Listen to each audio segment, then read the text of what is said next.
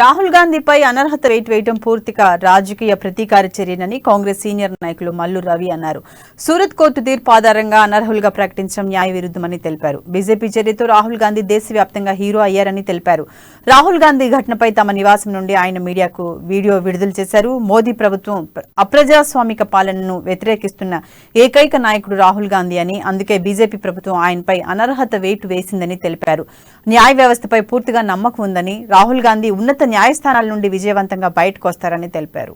ఈరోజు రాహుల్ గాంధీ గారు అదానీ చేసినటువంటి ఈ స్కామ్, అదానికి మోడీకి ఉన్నటువంటి సంబంధం మీద ఒక జాయింట్ పార్లమెంటరీ కమిటీ వేయాలని రాహుల్ గాంధీ గారు ఈ సెషన్ మొత్తం కూడా ఆయనతో పాటు 10-15 మంది ప్రతిపక్ష పార్టీలతో మాట్లాడుతుంటే, ఆ రాహుల్ గాంధీ గారిని పార్లమెంట్ కే రాకుండా చేసినట్టయితే దాని మీద నాయకత్వం వహించే మనిషి ఉండడు, అడిగే వాళ్ళు ఉండరనే ఒక ఈరోజు రాహుల్ గాంధీ గారి పార్లమెంట్ సభ్యత్వాన్ని బీజేపీ మోడీ గవర్నమెంట్ రద్దు చేయటం ఒక రాజకీయ దురుద్దేశంతోనే చేసినట్టుగా నేను భావిస్తున్నాను.